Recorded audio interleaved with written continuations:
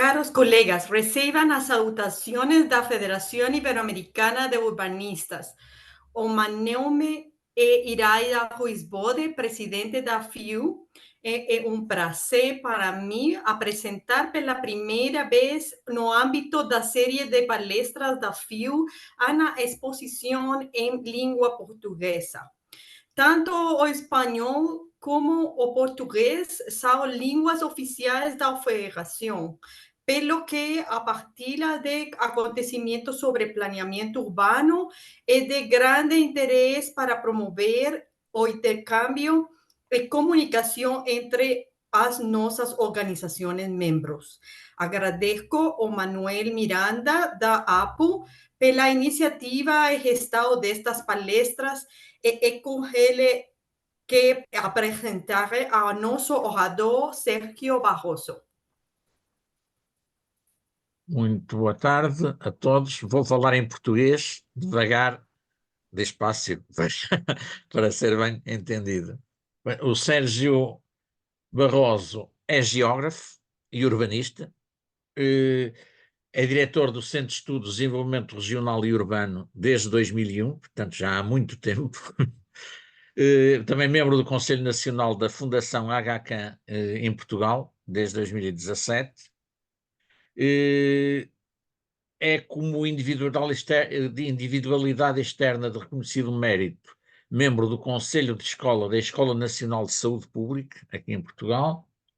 e desenvolve a sua atividade profissional nas áreas de consultadoria, nas áreas do ordenamento do território e da ação climática, do planeamento urbano e estratégico e da avaliação de políticas públicas. Da vasta experiência, não vou dizer muito, descrever muitos trabalhos, por uma questão de economia de tempo, mas basicamente, dos mais relevantes, tem trabalho de coordenação de planos e programas das orlas costeiras, vários aqui em Portugal continental e também nas ilhas, nomeadamente nos Açores, e também de planos e programas das bacias hidrográficas e das albufeiras, que são uma figura de programa territorial que existe aqui em Portugal. Na última década tem-se dedicado muito à questão e ao domínio das adaptações às alterações climáticas, e aqui destacamos-se na coordenação de vários planos de ação, que foi uma figura também lançada aqui em Portugal, que são planos de ação e de adaptação às alterações climáticas, que existem desde os municípios e depois também noutros escalões da administração, nomeadamente a área metropolitana de Lisboa, sub-regiões do Alentejo Central e Viseu, e vários municípios. Também coordenou neste âmbito a construção da rede de municípios para adaptação local às alterações climáticas, portanto, que está a ser desenvolvido aqui, e vários estudos para a revisão do panorama atual nesta problemática. E tem sido feito também, e é consultor para as negociações do clima no âmbito da nova estratégia de adaptação da União Europeia, no âmbito da presidência portuguesa. Também tem desenvolvido noutras áreas muito trabalho, nomeadamente políticas urbanas, coordenou o Plano Metropolitano de Apoio às Comunidades Desfavorecidas da Área Metropolitana de Lisboa, entre muitos outros, estratégias municipais de reabilitação urbana e de regeneração urbana em várias cidades. Também colaborou, penso que na Argélia, no Plano Diretor d'Aménagement de Urbanisme de la Wilaya d'Alger, e no Plano Regional de Ordenamento do Território da Área Metropolitana de Lisboa. Também tem experiência e muito trabalho na avaliação dos programas operacionais, que são programas de apoio da União Europeia e com financiamentos a muitas áreas de trabalho nos diferentes países. E, portanto, e depois têm que ser sujeitos à avaliação, e tem trabalhado também nisso. Trabalhos que tiveram o seu mérito oficialmente reconhecido. Tenho aqui a avaliação do contributo do CREN, que foi um dos quadros de apoio da União Europeia ao desenvolvimento nacional, portanto, a avaliação do contributo do CREN para a inclusão social de indivíduos residentes em territórios urbanos problemáticos. Isto teve um prémio da União Europeia como uma das melhores práticas de avaliação europeia entre 2007 e 2013, e também no Plano Metropolitano de Adaptação às Alterações Climáticas, que em 2001 foi distinguido com o prémio Mediterranean Climate Change Adaptations Awards, na categoria de Designing, Implementing and Monitoring Public Policies. Portanto, isto ainda é um currículo resumido, mas penso já suficientemente extenso para dar uma ideia do que é, digamos, o trabalho do Sérgio e o que tem sido e que certamente continuará a ser. Portanto, Sérgio, tens a palavra. Muito obrigado, Manuel Miranda. Muito obrigado, Iraida Ruiz. Uma palavra de agradecimento, uma reflexão em torno da relação e das interações que se estabelecem entre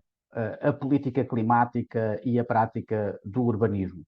E trago nesta imagem de abertura desta conferência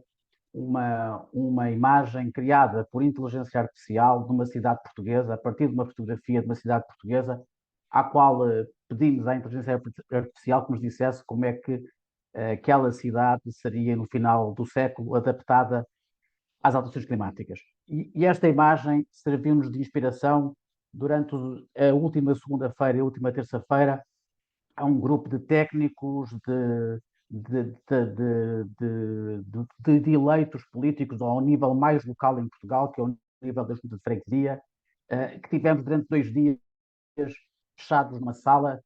com várias sessões, com mais de 50 participantes a discutir como é que a cidade e como é que o município se pode adaptar às alterações climáticas e pode ter uma política de ação climática. E é também uma forma de pensar que a política climática tem que pensar também, não pode deixar de perder de vista as suas formas de concretização, e o urbanismo é uma forma de concretização, e também com esta imagem, e ao evocar essa sessão de discussão, também é uma forma de eu agradecer e reconhecer que nos últimos 10 anos o muito que aprendi com muitos dos meus colegas, com muitos técnicos, com muitos cientistas com quem tive a oportunidade de colaborar, e que ajudaram a ir construindo um raciocínio, um pensamento sobre aquilo que é a questão climática. Eu, grosso modo, gostaria nesta sessão de podermos levar numa narrativa e numa reflexão que vai do problema até à dimensão em que o urbanismo e a prática do ordenamento do território podem ter um contributo de reparação, de intervenção, de resposta a este problema, que é o problema das alterações climáticas. E por isso levar-vos-ia numa reflexão que vai do problema, passando para a escala das políticas, entrando na dimensão do que é o planeamento da ação climática, se quiserem, aquilo também convencionou como os tais instrumentos de soft planning, em contraponto aos instrumentos mais normativos, mais regulamentares, que depois surgem na prática do urbanismo e do ordenamento do território, e olhando para as várias formas como o urbanismo e o ordenamento do território podem ser veículos para a concretização de resposta ao problema das alterações climáticas. Eu creio que quando falamos sobre estas novas formas de intervir e o imperativo do urbanismo hoje relacionado com o clima, não podemos perder de vista que o urbanismo sempre teve uma grande preocupação com as questões climáticas. Não é por existirem alterações climáticas que esta questão surge, sempre estiveram presentes. Podíamos ir à cidade clássica, naturalmente que os princípios da água, da boa ventilação, estão nos bons princípios do urbanismo desde a cidade clássica, mas se olharmos para os últimos 50 anos, encontraremos facilmente bibliografia, começando por esta obra do professor Victor Holloway, o Design with Climate, que é uma obra de referência a qual o meu mestre, Jorge Gaspar, sempre me incentivou a conhecer. Mas também se olharmos mais recentemente o trabalho do arquiteto inglês Richard Rogers, com este pequeno livro muito inspirador, Cities for a Small Planet, um livro muito inspirador em que também à escala já da cidade-metrópole nos convoca para pensarmos sobre a forma como a construção da cidade deve articular-se com os desafios da ecologia, os desafios do clima, os desafios que hoje se colocam ao planeamento regional e urbano. Mas hoje é verdade que nós tivemos este princípio, mas hoje estamos perante um contexto que é um contexto de urgência climática. É verdade que quando olhamos para as cidades, vemos que muitos dos bons princípios do urbanismo muitas vezes foram esquecidos, muitas das vezes porque a própria forma de construção da cidade não foi antecedida pelo plano, porque o plano foi ausente por variedíssimas razões. e por isso muitas das vezes ocupamos áreas impróprias, áreas que estão sujeitas a inundações, áreas que não têm aptidão suficiente para poderem ser construídas, nomeadamente tudo o que diz respeito aos grupos mais desfavorecidos, aqueles que a habitação informal se desenvolveu na periferia das cidades, em áreas com pior aptidão. Mas hoje as alterações climáticas convocam-nos para uma necessidade de uma intervenção de emergência, Um urbanismo não é só a emergência climática, é um urbanismo adaptativo de emergência que nós hoje somos convocados a ter. E somos convocados a ter já sem grandes dúvidas, porque a ciência climática tem vindo de forma muito consistente ao longo dos últimos 50 anos, a partir dos estudos do painel internacional, promovido pelas Nações Unidas, a dar-nos evidências científicas muito sólidas e robustas a respeito de como o clima tem vindo a alterar-se ao longo dos últimos 150 anos, como as alterações climáticas não são um problema que temos pela frente, é um problema que já nos precede, e também a ciência climática tem-nos permitido projetar a forma como este clima irá se alterar e colocando-nos perante um desafio gigantesco, que é, independentemente da nossa capacidade de reduzir as emissões, que é uma dada imperativa para garantir a sobrevivência da espécie, independentemente disso, estamos confrontados a conviver com um clima em mudança e nessa matéria, ao enfrentarmos um clima em mudança, teremos que nos preparar para essa mudança. Mas não é só por via da ciência que nós temos hoje a evidência desta emergência. Todos regularmente estamos a ser confrontados com uma ocorrência cada vez com maior magnitude, cada vez com maior regularidade, de eventos climáticos extremos, seja de natureza hidrológica, meteorológica, climatológica, e estes eventos climáticos extremos colocam-nos cada vez, não só criam insegurança, como temos perdas de vidas humanas, temos perdas de bens e de infraestruturas públicas e, acima de tudo, agravam as desigualdades sociais, atingindo de forma muito mais profunda aqueles que têm menos meios e menos recursos. E é por isso que nós temos que, e tem se construído, esta política de ação climática que é suportada em dois braços fundamentais. Por um lado, atuar sobre as causas e, por outro lado, atuar sobre as consequências. Atuar sobre as causas, descarbonizando, reduzindo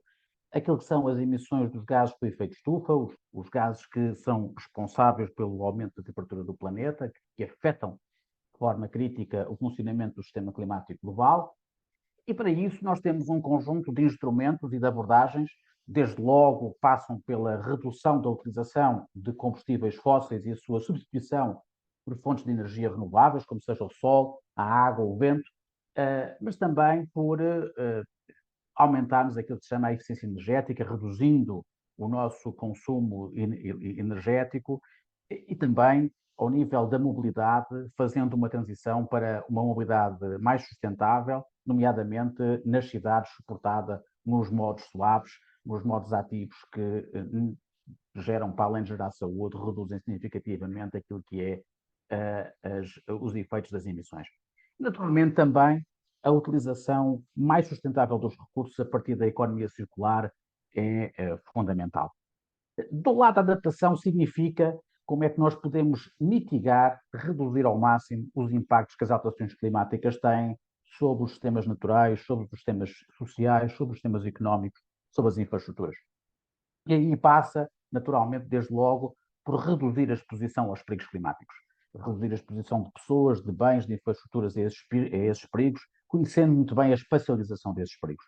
Também fazendo o upgrade das infraestruturas, adequando as infraestruturas para novas cargas, para novos desafios, adaptando as atividades económicas, desde logo, pensando, por exemplo, nas atividades económicas como a agricultura e a floresta, que confrontam-se em muitos sítios do planeta com uma escassez hídrica muito significativa, com alterações nas temperaturas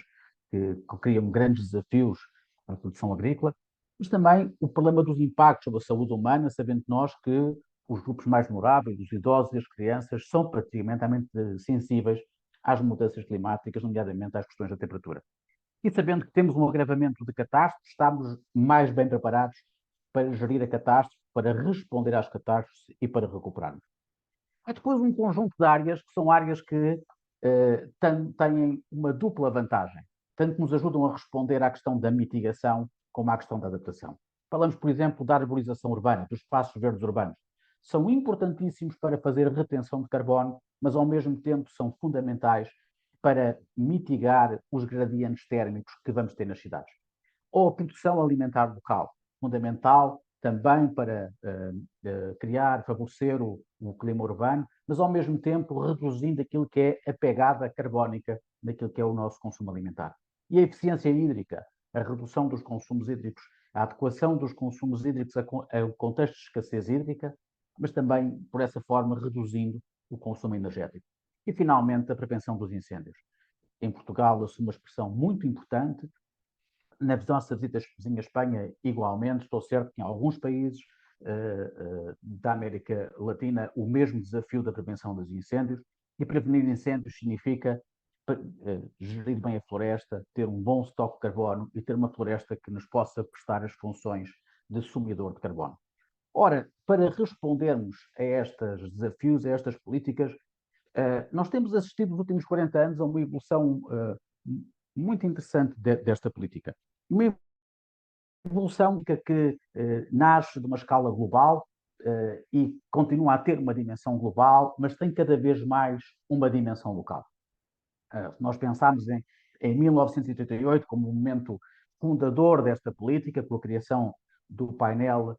internacional, ou de 1952, da Conferência do Rio, com a Convenção Quadro das Nações Unidas para a Mudança do Clima, temos assistido regularmente, é verdade que por vezes com grande frustração face aos avanços tidos na redução das emissões, mas assistimos globalmente a um compromisso cada vez maior ao nível internacional, na ótica da questão da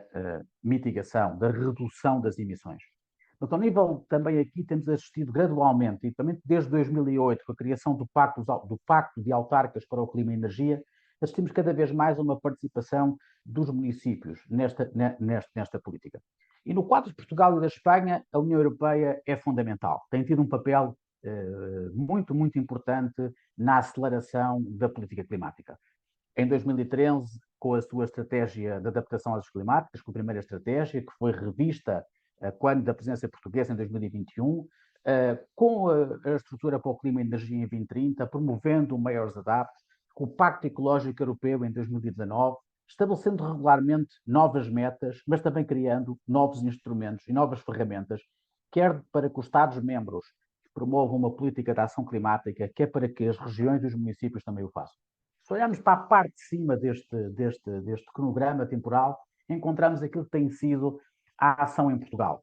Uma ação que tem um momento marco, marcante, que é o projeto CIAM, coordenado pelo professor Filipe Duarte Santos, que pela primeira vez estudou aprofundadamente os impactos que as alterações climáticas iriam ter em Portugal, e desde então vemos uma aceleração, quer ao nível daquilo que é o papel e a dinâmica dos municípios, dos governos locais, desde logo em 2008, quando Águeda, Cascais, Lisboa e o Porto aderiram ao Pacto dos Autarcas, quer depois por via também ao nível nacional da criação de vários quadros de instrumentos de política, de quadros regulamentares, com um destaque natural para a lei do clima. O que nós assistimos, portanto, é a vários níveis uma consolidação de objetivos e de políticas, tanto seja ao nível global, ao nível da Europa, ao nível do Estado, do país, mas também ao nível dos municípios. Se olharmos para o caso português, de uma forma um bocadinho mais fina, vamos encontrar muito bem estes 4 níveis lá presentes e os vários instrumentos que eles têm. Por vezes instrumentos que respondem apenas a um braço, outras vezes instrumentos que abrangem todos os braços. Ao nível europeu, nós temos hoje uma Lei Europeia do Clima. Temos também uma Estratégia Europeia de Adaptação às Alterações Climáticas, focada na questão da adaptação, e temos o Pacto Europeu para o Clima, que serve, no fundo, de referência para as metas de descarbonização, ou seja, as metas até 2050 para reduzir as emissões. A nível nacional, em completa linha com esta ambição europeia, por vezes até com mais ambição ainda, temos também 2 políticas com instrumentos muito bem definidos. Na adaptação, a Estratégia Nacional de Adaptações Climáticas e, agora, em preparação, o Roteiro Nacional de Adaptações Climáticas para 2100. no que diz respeito à mitigação, à redução das emissões, o roteiro para a neutralidade carbónica e o Plano Nacional de Energia e Clima. E temos como chapéu de toda esta abordagem a Lei de Bases do Clima. Essa Lei de Bases do Clima estabeleceu a obrigatoriedade ao nível regional de existir um Plano Regional de Ação Climática e também, ao nível local, a existência deste Plano Municipal de Ação Climática. E temos visto, ao longo da última década, um desenvolvimento muito significativo, quer ao nível dos planos municipais de adaptação às ações climáticas, quer ao nível dos planos de ação para a energia e para o clima. E todo este enquadramento de planos é, no fundo, um quadro de referência estratégica e operacional que deve desembocar nos instrumentos de gestão territorial. No plano diretor municipal, que estabelece as regras de uso e ocupação do solo para todo o município, no plano de urbanização, que incide sobre um perímetro urbano concreto, ou o plano pormenor, que é um plano de detalhe que incide sobre uma área muito específica, ou de uma cidade, ou de uma área, enfim, em solo rural, com outro tipo de funções económicas. E temos, nessa trajetória, visto, ao nível global, um grande compromisso, um compromisso cada vez maior dos municípios e dos governos das cidades empenhados nesta política climática que vai do global ao local. Os dados de 2022 do Covenant of Mayors é muito inspirador relativamente a essa matéria. Tínhamos já 12.600 cidades em todo o mundo que abrangiam mais de 1 mil milhões de pessoas envolvidas neste processo, quer ao nível da mitigação, quer ao nível da adaptação, como também nas questões do acesso e da pobreza energética. A política climática, e quando olhamos para as primeiras experiências de planeamento climático ao nível das cidades, encontramos claramente lá o urbanismo. O urbanismo está presente no desenho das soluções e das propostas. Este é o primeiro um caso de Roterdão, é talvez a primeira estratégia mais referencial em termos de adaptação às alterações climáticas, naturalmente uma cidade com uma dimensão portuária fortíssima, em que a subida do nível médio das águas do mar coloca desafios importantes às margens portuárias. E o desenho das soluções, não só soluções de perceber o que é que ficará afetado e como é que se pode fazer o recuo planeado dessas áreas, encontramos no desenho das soluções presentes, quer ao nível dos edifícios, quer ao nível do espaço público, encontramos propostas e soluções que claramente são propostas e sugestões de nível urbanístico, que tornam muito evidente essa intervenção. Mas também se olharmos para o plano de Copenhaga, o primeiro plano de referência ao nível da descarbonização e de neutralidade carbónica, também no seu roadmap para reduzir as emissões, vamos encontrar claramente nos projetos climáticos um conjunto de projetos que estão relacionados com a prática do urbanismo. Projetos para a eficiência energética, projetos para o espaço público, para a mobilidade, em que o planeamento urbanístico tem um papel fundamental para a sua concretização, para a concretização desta ação climática.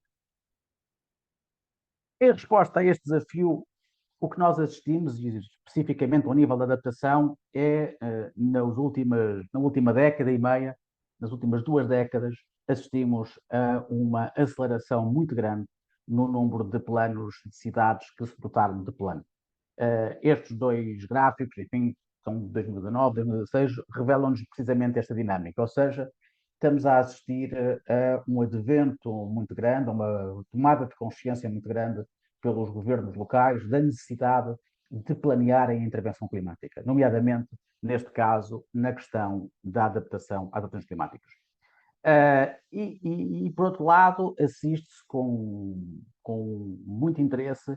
a dinâmica que estes planos têm, ou seja, são planos que, fruto do aumento muito significativo do conhecimento técnico e científico sobre os impactos das alterações climáticas e sobre as soluções que podem ser adotadas, assistimos com intervalos de tempo relativamente reduzidos à revisão e à readequação desses mesmos planos. Esta importância do nível local tem sido muito instigada aos vários níveis, desde ao nível das Nações Unidas, como ao nível da União Europeia, como ao nível do governo português. A importância do nível local na intervenção climática tem sido muito instigada. E no âmbito da adaptação é particularmente evidente, porque a adaptação tem a ver com características específicas cada local, não só com as características específicas do clima de cada local, mas também com as características específicas dos sistemas económicos e humanos de cada local que vão determinar a vulnerabilidade de uma comunidade. E, portanto, assistimos ao longo, desde 2010, temos assistido em Portugal a um ênfase muito grande, quer ao nível dos programas do governo, quer ao nível dos programas estratégicos, quer ao nível das leis, a um ênfase muito grande para que, por um lado, o nível municipal se dote de instrumentos de planeamento para a adaptação climática ou para a ação climática, mas também uma importância muito grande atribuída ao papel que os instrumentos de urbanismo e de ordenamento do território têm para concretizar esse planeamento da ação climática. E, portanto, no quadro português e na forma como Portugal tem abordado a questão da ação climática, é totalmente indissociável a existência destes instrumentos de soft planning, deste planeamento para a ação climática e dos instrumentos de gestão territorial. Eles estão os dois ligados e há uma perfeita compreensão, e voltarei à frente a falar sobre esse assunto, há uma perfeita compreensão da importância que estes instrumentos têm para concretizar, para acelerar a preparação dos territórios, das comunidades para o clima. Em Portugal assistimos a uma evolução muito interessante. Nós, até cerca de 2015, tínhamos experiências de planeamento local muito concentradas na área metropolitana de Lisboa, em dois municípios, o município de Cascais e de Sintra, e em 2015, com um projeto guiado por Clima Adapt.local, que envolveu uma parceria com empresas, com universidades, com centros de investigação e também uma parceria com municípios, foi identificado e escolhido um município de cada comunidade intermunicipal para ser, no fundo, piloto para a elaboração de uma estratégia municipal de ação climática. Foi uma abordagem gatilho que permitiu não só consolidar uma metodologia, capacitar técnicos dos mais diversos níveis e dotar estes municípios de um primeiro instrumento de planeamento da ação climática. E este gatilho refletiu-se no mapa da vossa direita, que é em 4 ou 5 anos termos uma aceleração muito grande no número de municípios que se dotou de estratégia ou de plano de adaptação, mas também daqueles tracejados que significam comunidades intermunicipais que elaboraram em conjunto planos intermunicipais de adaptação às alterações climáticas. E agora, com a obrigação criada pela Lei do Clima em 2021, estamos a assistir, ainda naquele mapa ainda não tem essa representação, os vermelhos, mas vamos assistir a um alastramento muito grande, garantindo-se seguramente a breve tempo que todos os municípios do país estão dotados de um instrumento de plano de ação climática, ou seja, um plano que os prepara tanto para mitigar os impactos das ações climáticas como para prepará-los para reduzir as emissões. Como vos disse, este projeto Clima Adapt foi muito importante. Foi muito importante não só pelo efeito que teve nestes municípios, não só pelo efeito que teve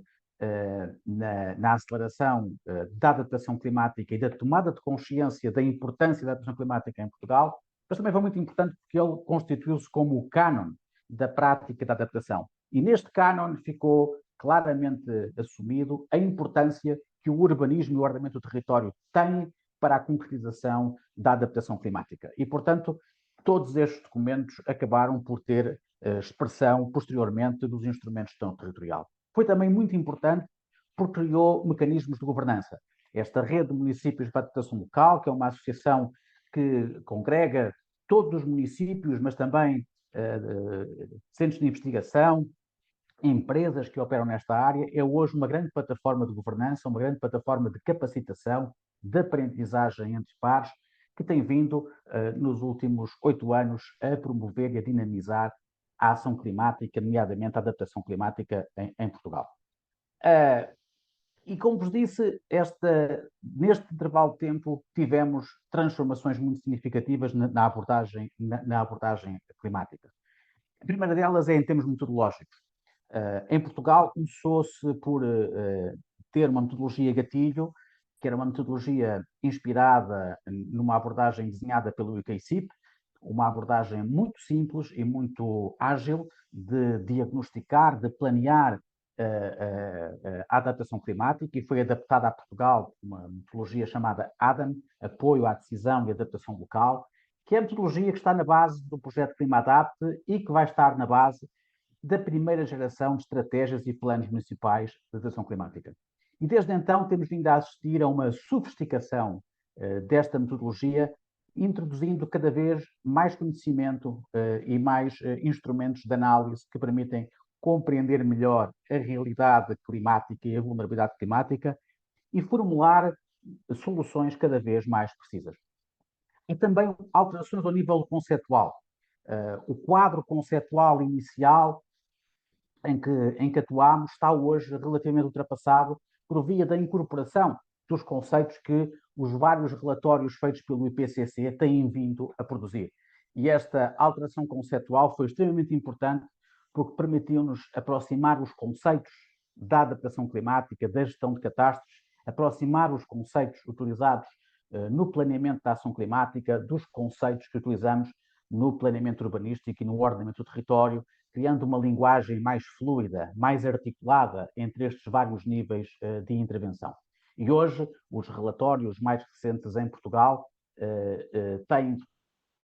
facto, em conta o relatório do IPCC, já os conceitos do quinto relatório do IPCC e o conceito de risco e de impacto decorrentes das alterações climáticas e esta harmonização conceitual. E isso significa que os próprios planos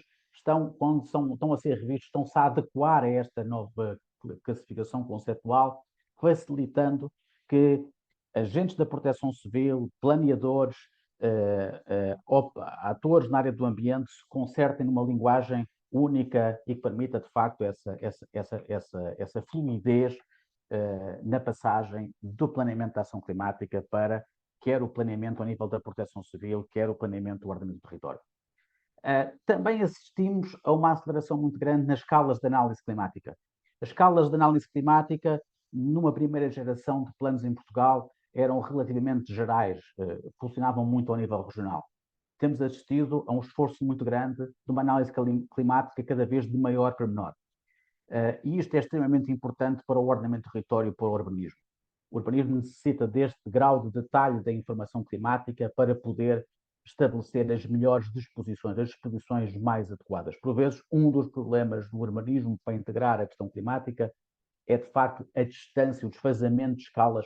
a que a informação analítica se encontra. E temos assistido, este é um exemplo de um plano realizado para o município português de Leiria, em que, através da análise conjugada, da análise climática, da análise do relevo, da análise do uso e ocupação do solo, mas também ao vosso lado direito, a análise da cidade, dos corredores de ventilação, permitir chegar a unidades bioclimáticas e permitir chegar a um mosaico interpretativo mais fino, mais detalhado, que possa depois ser usado na prática do planeamento do ordenamento do território e do urbanismo.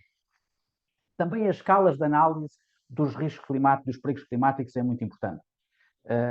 Assistiu-se aqui a uma evolução muito significativa. Naturalmente que as zonas que serão mais afetadas no futuro por cheias e inundação são aquelas onde hoje temos cheias e inundações. Onde vamos ter uma aceleração na instabilidade de vertentes, motivada pelo eventos extremos de precipitação e também pelo aumento da secura, é onde já hoje temos. O mapeamento dessas áreas de forma mais detalhada é indispensável para o ordenamento do território. E é também aí que estamos a assistir a uma evolução muito grande, mas também escalas de análise de maior rigor sobre o que é que está exposto ao perigo. Estamos a falar de um perigo como seja as áreas sensíveis à cheia. Quantos edifícios estão expostos a este perigo? O planeamento urbanístico para acomodar os edifícios, para planear retiradas de áreas expostas a um risco, necessitam de exercícios analíticos que os planos de ação climática cheguem a este detalhe e forneçam este tipo de informação. Ou o mesmo se passa, quando olhamos para a figura do lado direito,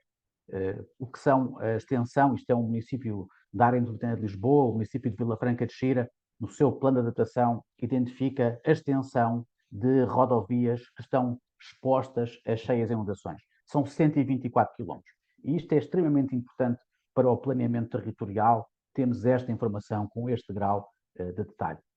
E toda esta informação é depois conjugada através de sistemas de informação geográfica conjugada quer perceber qual é a espacialização dos perigos, o que é que está exposto aos perigos, qual é o nosso grau de vulnerabilidade, que capacidade é que existe em cada local para nos adaptarmos. E estes vários layers sobrepostos, cruzados com aquilo que são os cenários climáticos, permitem-nos construir matrizes de risco e perceber de forma muito clara não só o problema que temos hoje, mas a dimensão do problema que iremos ter no futuro e, atempadamente, adotarmos as medidas corretas de correção. Também muito importante é a utilização crescente de meios tecnológicos diversos. Os meios a partir da fotografia de satélite.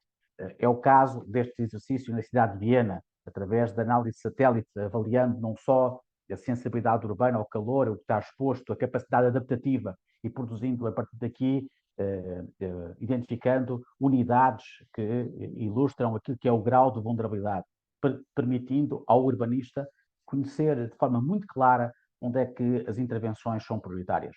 Ou do vosso lado direito, um modelo digital de superfície e a partir de um exercício realizado na área de Lisboa, este caso em Lisboa, através da sensorização, da colocação de sensores e da medição das temperaturas desses sensores, percebendo qual é o efeito que a estrutura verde está a ter na mitigação dos extremos térmicos e fornecendo ao urbanista informação mais sensível ao paisagista de quais as espécies, quais o tipo de morfologia de espaços verdes que é adequada para mitigar o efeito dos extremos térmicos. Por outro lado, assistimos também à conjugação, à criação de índices, à normalização de toda esta informação em índices que permita de forma muito clara e intuitiva comunicar com o cidadão e com os eleitos, estabelecendo cartografia com classes, com cores que sejam muito intuitivas e que permitam muito facilmente perceber onde é que está a nossa maior vulnerabilidade, onde é que está a vulnerabilidade menor e poder comunicar de forma muito homogénea, mas também poder estabelecer mecanismos de monitorização claros e objetivos da forma como a nossa vulnerabilidade climática está a evoluir. E com todo este estoque de informação, com esta análise cada vez mais fina, ser capaz de identificar com precisão quais são os territórios que são verdadeiramente prioritários em termos de intervenção. Onde é que nós temos prioridade de intervir ao nível das cheias, onde é que temos prioridade de intervir ao nível dos incêndios florestais, ao nível das secas, ao nível das ondas de calor, quais são os passos críticos e fundamentais onde o planeamento urbanístico e o ordenamento do território devem atuar de forma prioritária.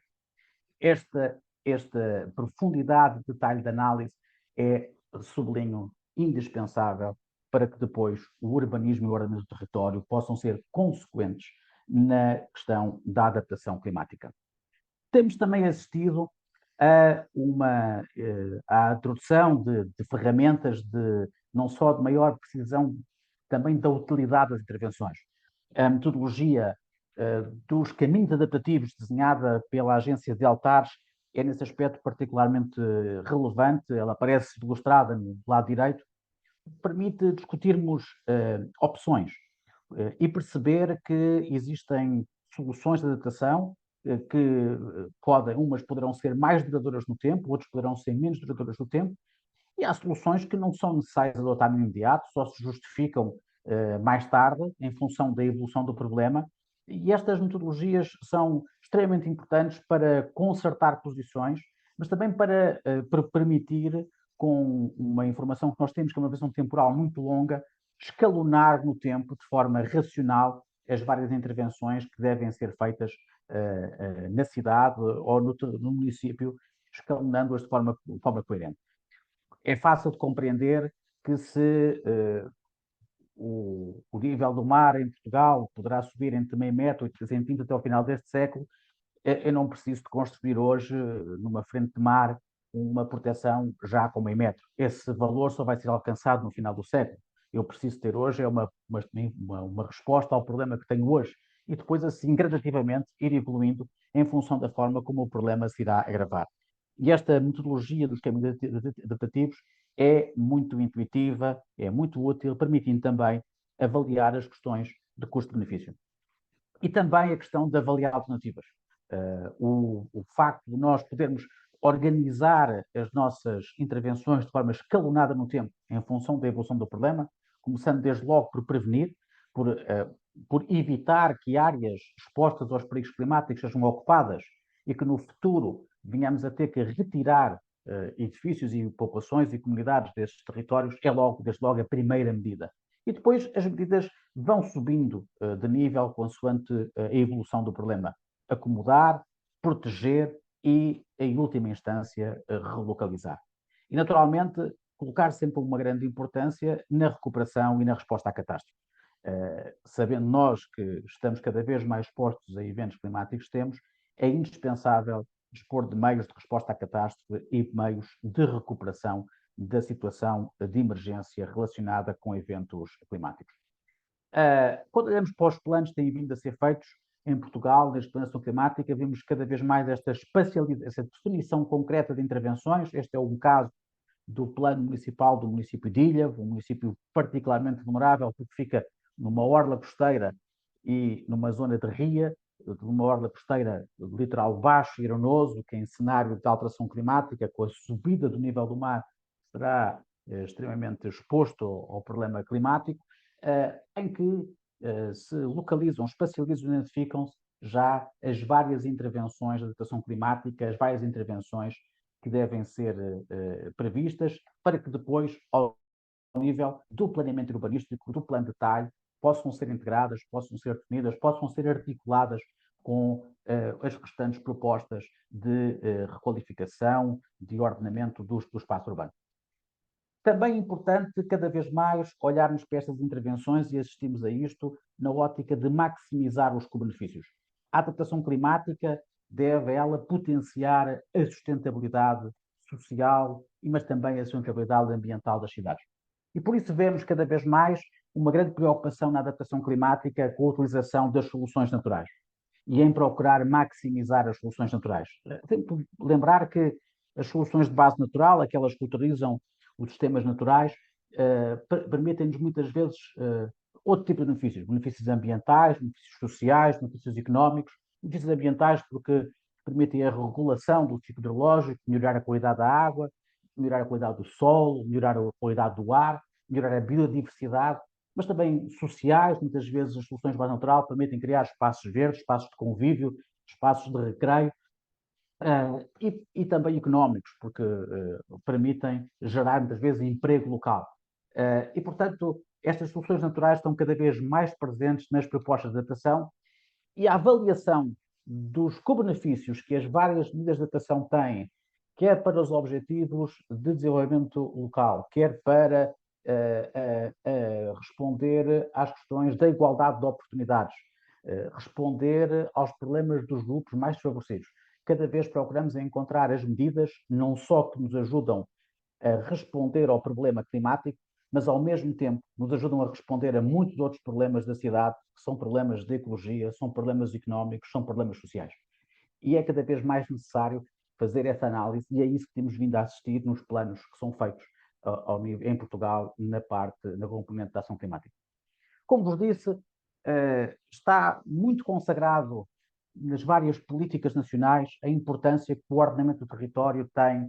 para a concretização da política climática. E assiste-se nos últimos anos à produção regular de vários estudos, documentos, manuais que visam facilitar, que visam orientar, nomeadamente os municípios e os planeadores na integração da questão climática no planeamento territorial.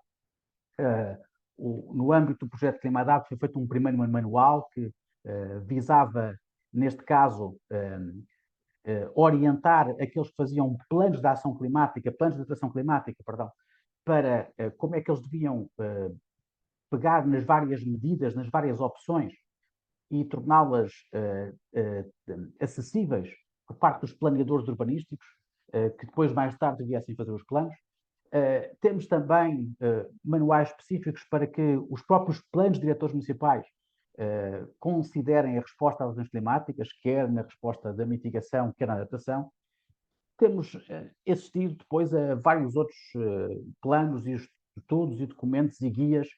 procuram incentivar, facilitar esta passagem do planeamento climático para o planeamento urbanístico, facilitando que o planeador urbanístico integre estas medidas. Genericamente, a reflexão que tem vindo a ser feita, nós podemos encontrar 4 grandes formas de, através do planeamento urbanístico, integrarmos o planeamento da ação climática. A primeira forma é na estratégia, é ao nível da intervenção estratégica. É que o próprio instrumento de plano urbanístico tenha em conta, nos cenários de desenvolvimento territorial, nas visões, nos princípios de uso e ocupação do solo, tenha muito bem presente os desafios climáticos à qual aquela comunidade, aquele espaço urbano, aquele município se confronta. A segunda dimensão tem a ver com a questão, com a intervenção regulamentar. A intervenção regulamentar é muito importante porque, através dos planos formais, dos planos de ordenamento do território,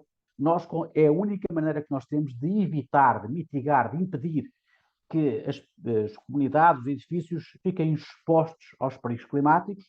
e que se gere uma transferência de um ónus para o futuro, o ónus de ter que retirar, o ónus de ter que proteger. E, portanto, os planos urbanísticos e os planos de território são muito importantes nesta matéria e a intervenção regulamentar é muito relevante. Mas também ao nível das disposições sobre as construções, para que os edifícios sejam mais eficazes em termos hídricos e em termos energéticos. E também aí os planos têm um papel fundamental, quer ao definir as implantações, as posições, os espaços, a ocupação do espaço envolvente ao edifício, nomeadamente criando espaços que permitam a permeabilidade do solo, permitam a estrutura verde que vai amenizar o edifício, mas também ao nível das próprias características construtivas, que permitam o reaproveitamento das águas cinzentas, permitam o armazenamento das águas pluviais. E depois também, naturalmente, na intervenção regulamentar, já fora do solo urbano,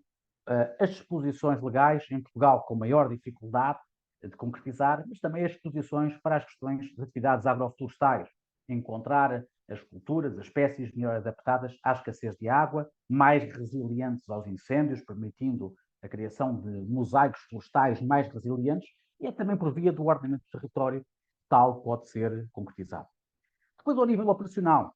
e ao nível operacional é muito intuitivo perceber que nos planos, por via do desenho urbano, por via dos projetos concretos, das intervenções, conseguimos estabelecer intervenções de acomodação, de proteção, de relocalização planeada, de criação de estrutura verde, de estruturação de corredores verdes e azuis, de criação de espelhos de água, de áreas azuis que permitam amenizar a cidade. Portanto, a nível operacional é bastante intuitivo esta forma de intervenção. E, finalmente, ao nível da governança territorial.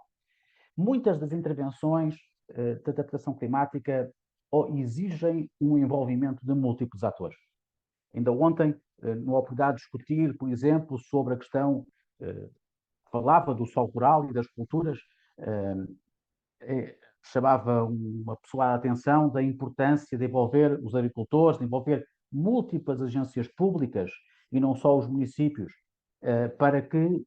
se possa promover essa eficácia hídrica na agricultura. E, portanto, o momento de elaborar o plano cria oportunidades de planeamento participativo, cria oportunidades de envolvimento dos stakeholders, sensibilização e de co-construção de soluções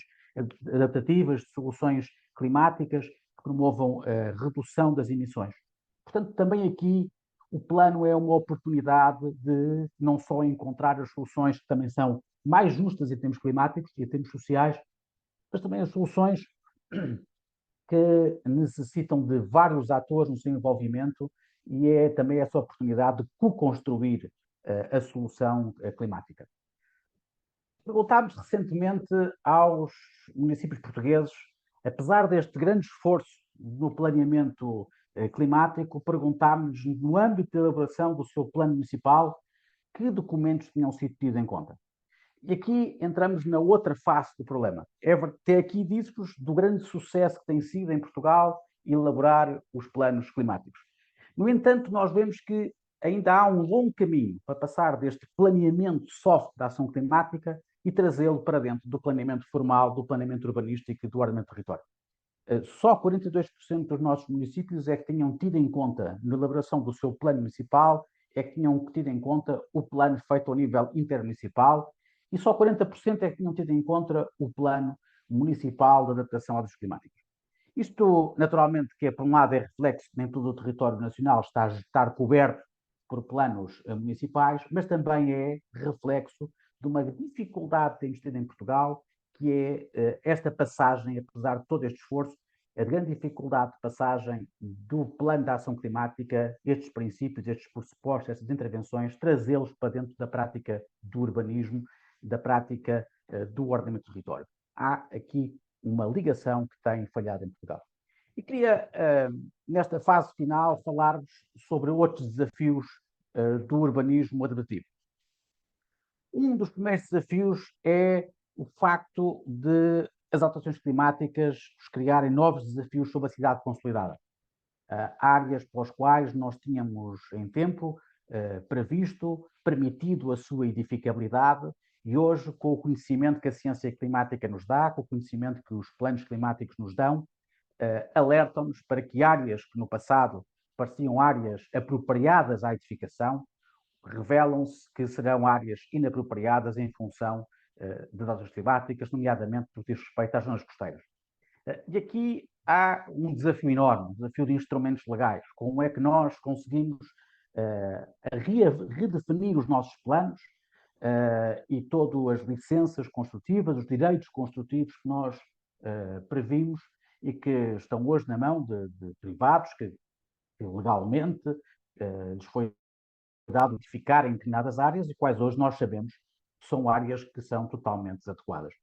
Aqui entra para além da importância dos mecanismos legais, é muito importante a dimensão da governança territorial. É o caso de Lolé, o caso do vosso lado direito, em que a autarquia sensibilizou um operador económico para a importância de se adaptar, para além de a autarquia ter ela mesma alterado uma proposta de um equipamento que iria fazer, subindo a cota em função desse equipamento, em função dos cenários climáticos com o qual estava confrontado, em termos da evolução da área inundável da sua frente de mar, sensibilizou um investidor para adaptar o seu edifício. Aqui a dimensão, como a dimensão regulamentar é importante, mas a dimensão da governança territorial também assume um papel decisivo quando haja vontade nisso. Outro desafio do urbanismo adaptativo é a passagem dos regimes gerais, das faixas de interdição, para adaptarmos a cidade consolidada. É um problema que nós temos em Portugal, que é as frentes de mar e a cidade consolidada. Nós temos toda a nossa orla costeira coberta por programas de ordenamento da orla costeira, promovidos pelo Estado Central, e é esta necessidade, este diálogo multinível que é preciso estabelecer entre o planeamento a nível regional e o planeamento urbanístico, para encontrar soluções que se adequam, que se compaginam com o problema da exposição ao perigo, mas também que se compaginam com a necessidade de manter os aglomerados qualificados, ordenados, vivos, em que o património construído permaneça em bom estado de conservação. E aqui há um diálogo que é preciso estabelecer e há também a necessidade de criar ferramentas. O que está aqui é um manual que apoia os municípios a fazer análises custo-benefício, análises multicritério, para poderem, não na frente de mar, que essa a edificação é interdita, mas numa segunda faixa de construção, os municípios poderem avaliar e ponderar qual a melhor solução construtiva, se devem interditar, se não devem interditar, que tipo de usos é que devem ser permitidos, que tipo de volumetrias é que podem ser permitidas naquele local, assegurando que, naturalmente, o aglomerado permanece vivo e não estamos perante uma solução de um recuo planeado sem o estar assumido. O desafio adaptativo coloca-nos também a dificuldade legal. A dificuldade legal dos instrumentos legais. Quando ouvimos dos municípios portugueses, o ano passado, sobre quais são as dificuldades, por exemplo, que tinham de integrar a adaptação às secas nos seus planos,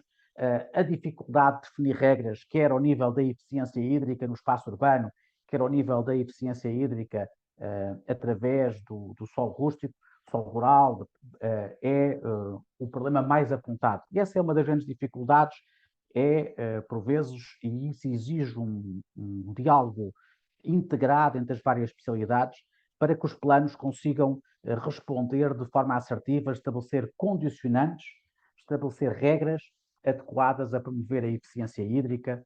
ou a eficiência energética que estabeleçam regras, de facto, e por vezes o que acontece é que os planeadores falta-lhes conhecimento, ainda falta reflexão, faltam-lhes ferramentas para poderem estabelecer regras que sintam, que sejam eficazes, mas também que sejam justas e adequadas.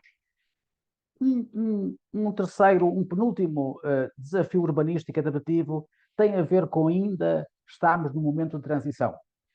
Por um lado, estamos ainda num momento em que já há um reconhecimento sobre o problema climático, sobre a necessidade de não ocupar determinadas áreas, mas ao mesmo tempo ainda estamos num tempo do passado. E estes dois tempos sobrepõem-se, conflituam, às vezes até nas mesmas autarquias,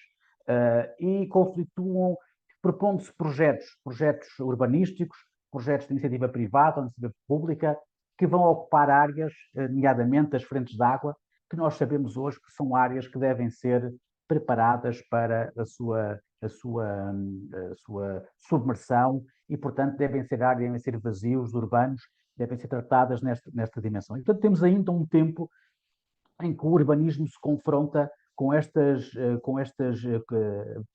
perspectivas e entendimentos antagónicos, e em que o urbanismo tem dificuldade, por vezes, em encontrar as melhores soluções neste confronto antagónico de perspectivas que umas parecem até anacrónicas face à consciência generalizada do problema climático, mas que ainda resultam muitas vezes de ideias antigas, de compromissos antigos que existem sobre a cidade e que ainda não foram definidos. E, finalmente, talvez o maior desafio em termos de urbanismo adaptativo, que é o desafio da retirada. Em Portugal, os programas da Orla Costeira já identificaram um conjunto extenso de territórios, de locais, onde, nomeadamente, de edificação precária, onde, manifestamente, não só por questões de perigosidade, mas também por questões sociais, é indispensável promover esse recuo. E, finalmente, por outro lado, esta questão é sempre muito difícil. A questão da retirada, para além de ser onerosa, é muito impopular, mas ela será relativamente inevitável em muitas das nossas frentes de mar, e a extensão de território que está exposto à subida do nível do mar, está exposto não só à submersão total, mas também a eventos de galgamento e inundação, vai para países como Portugal, como Espanha, como outros países da América Latina, vai-nos criar grandes desafios de resposta. E a mais dificuldade ainda é garantir que essa resposta é feita sempre e sempre com justiça climática, colocando os mais vulneráveis, os que não têm meios e recursos, como prioridade da intervenção pública. Muito obrigado. Espero que esta reflexão tenha sido útil para todos vós e para a vossa prática. Ficarei sempre ao vosso dispor para podermos, a partir desta reflexão, encetar muitas outras conversas de aprendizagem mútua. Muito boa tarde, muito bom dia a todos.